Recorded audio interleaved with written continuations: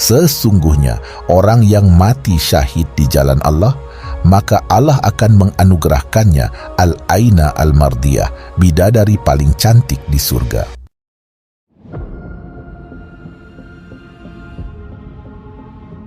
Kisah penggugah jiwa. Assalamualaikum warahmatullahi wabarakatuh. Kisah kali ini tentang kisah pemuda yang buka puasa bersama bidadari tercantik di surga. Sahabat seiman, ini bukanlah kisah dongeng dan bukan pula rekaan atau khayalan dari sang penulisnya. Kisah ini diambil dari sebuah buku yang berjudul Al-Qurrah Al-Ruhiyah dari Ustadz Faqih Syekh Abdul Wahid bin Zabat mengisahkan. Suatu ketika kami sedang berada di sebuah majelis, kami memutuskan agar mempersiapkan diri untuk berperang. Saat itu aku memerintahkan kepada teman-temanku untuk membaca ayat-ayat Al-Quran terlebih dahulu. Kemudian salah seorang dari kami ada yang membaca salah satu ayat di Al-Quran yang berbunyi, "Sesungguhnya Allah membeli dari orang-orang mukmin baik diri maupun harta mereka dengan memberikan surga untuk mereka. Mereka berperang di jalan Allah sehingga mereka membunuh atau terbunuh." Al-Quran Surat At-Taubah ayat 111. Setelah itu, ada seorang anak remaja berusia sekitar 15 tahun berdiri dan menemaniku. Anak muda ini telah ditinggal mati oleh ayahnya, dan ayahnya memberikan warisan yang sangat banyak kepadanya.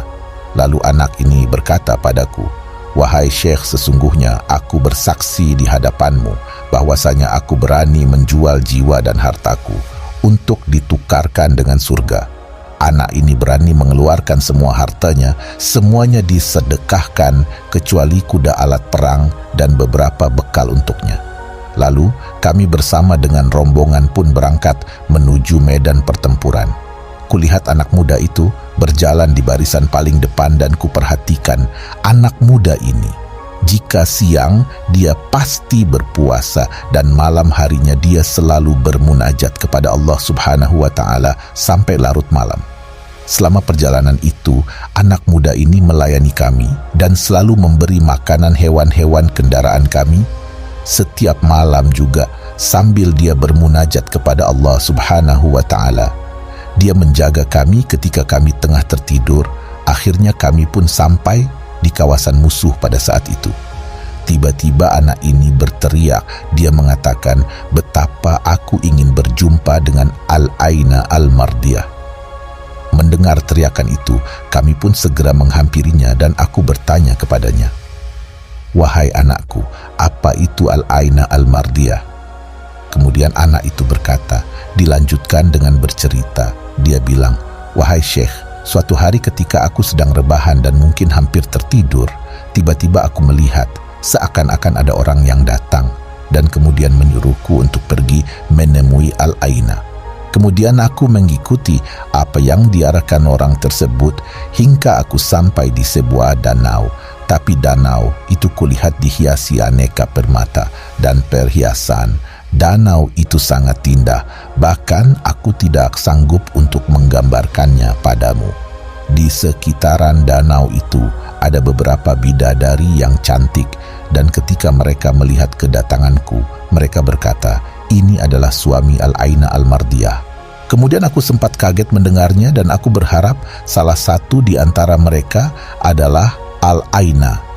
Kemudian aku bertanya, 'Siapakah di antara kalian yang bernama Al-Aina?' Lalu mereka menjawab, 'Kami semua ini adalah pelayan dan pembantu dari Al-Aina. Silahkan Tuan terus jalan ke depan sana.' Lalu aku pun berjalan menuju arah yang mereka tunjukkan. Lalu sekian lama berjalan dan tidak terasa aku pun sampai di sebuah danau yang airnya berupa susu dan rasanya tidak berubah.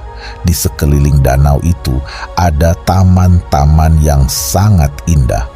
Subhanallah, ada banyak bidadari juga di sana yang kecantikannya membuat aku betul-betul terpesona, bahkan lebih cantik dari para bidadari yang telah kutemui sebelumnya. Kemudian aku berharap Al-Aina yang kucari adalah salah satu di antara mereka. Saat aku melihat mereka, mereka pun membalas dengan senyum dan berkata, "Sungguh ini adalah calon suami Al-Aina." Kemudian aku berkata, "Adakah di antara kalian yang bernama Al-Aina?" Mereka menjawab, "Wahai kekasih Allah, kami bukan Al-Aina Al-Mardiyah. Kami semua ini adalah pelayan dan pembantunya. Jika Tuhan ingin menemui Al-Aina, berjalanlah terus ke arah sana." Kemudian aku pun melangkahkan kakiku lagi hingga sampailah aku di suatu danau di mana airnya adalah hamer. Tapi bukan hamer seperti dunia yang memabukkan. Hamer ini memiliki rasa yang sangat lezat. Di tepi danau itu juga ada sekelompok bidadari yang bahkan kecantikannya berkali-kali lipat dibanding bidadari-bidadari yang telah kutemui sebelumnya. Kali ini aku betul-betul berharap semoga saja Al-Aina yang kucari adalah salah seorang dari mereka. Lalu aku pun mengucapkan salam, kemudian bertanya, apakah di antara mereka ada yang bernama Al-Aina Al-Mardiyah? Mereka pun menjawab dengan jawaban yang sama seperti di danau sebelumnya. Aku disuruh jalan terus ke arah yang mereka tunjukkan. Kemudian aku pun melanjutkan perjalanan. Kali ini aku sampai di tempat yang sangat indah, di mana aku didapati sebuah danau yang airnya berupa madu murni. Bidadari-bidadari yang ada di tempat itu pun memiliki wajah yang sangat cantik yang mengeluarkan semacam cahaya. Wajah-wajah mereka tak bisa aku lupakan. Maka aku pun bertanya dengan pertanyaan yang sama, dan mereka pun menjawab dengan jawaban yang sama. Aku disuruh berjalan terus ke arah depan. Singkat cerita, akhirnya untuk kesekian kalinya, aku berjalan menuju suatu tempat, di mana tempat itu ada sebuah rumah mungil yang bangunannya terbuat dari batu mutiara yang indah. Di depan pintunya ada seorang bidadari yang cantik memakai perhiasan. Kemudian bidadari itu berkata, "Wahai Al-Aina Al-Mardiyah, ini suamimu sudah datang. Wahai Tuan, masuklah ke dalam. Engkau telah dinanti-nantikan oleh Al-Aina Al-Mardiyah di sini." Setelah masuk ke dalam rumah yang mungil dan indah itu, aku melihat seorang bidadari yang amat cantik dan begitu anggun sedang duduk di atas ranjang yang berhiaskan dengan berukiran emas. Dia mengenakan mahkota yang berhiaskan intan dan batu yakut. Dan inilah sosok bidadari tercantik yang pernah kulihat sepanjang perjalananku ini. Aku sangat terpesona saat menatapnya. Kemudian dia berkata, "Selamat datang wahai kekasih Allah. Sungguh sebentar lagi engkau akan mendatangi kami."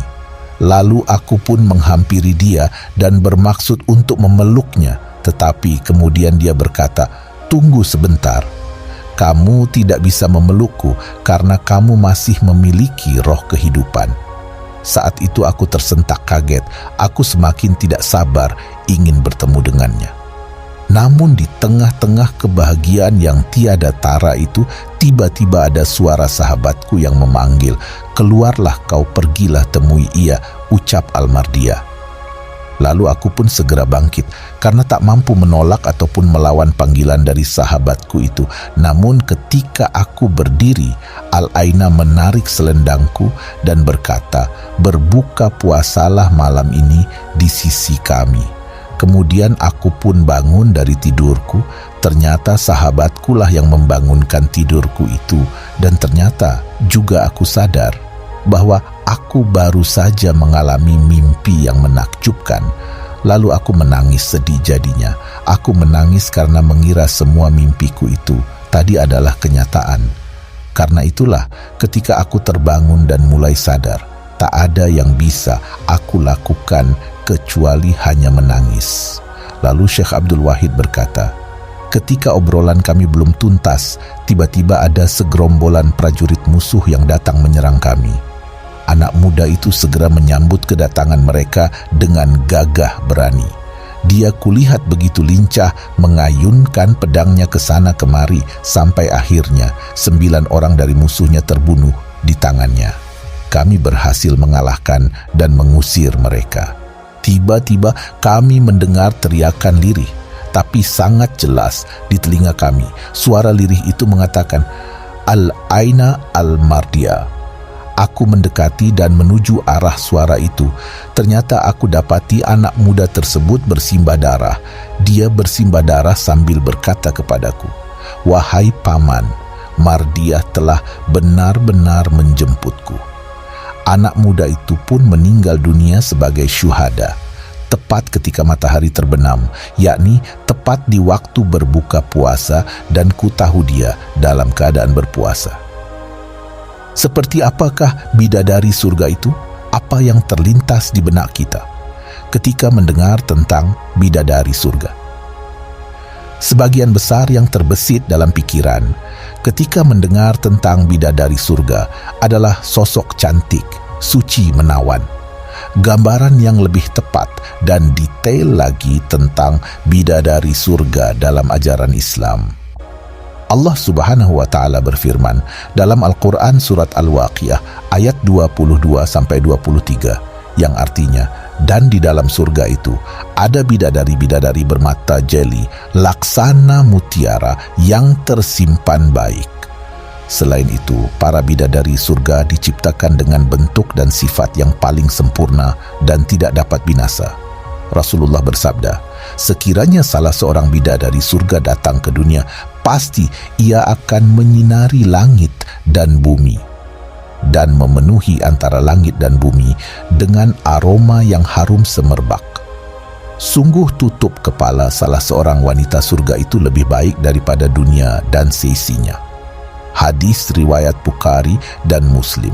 Dari semua keindahan dan kecantikan bidadari yang telah disebutkan di atas, ternyata ada satu bidadari yang paling cantik parasnya. Ia bernama Al-Aina Mardiah. Bidadari ini diberikan Allah untuk hambanya yang berjihad di jalannya.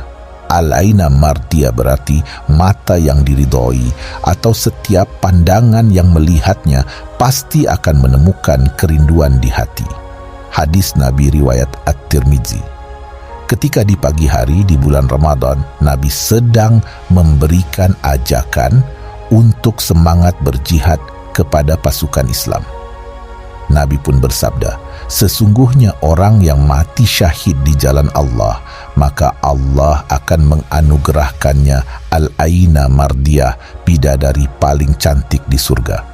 Itulah kisah yang dapat kita sampaikanlah. Semoga kisah ini bermanfaat dan bisa menjadi pembelajaran bagi kita semuanya.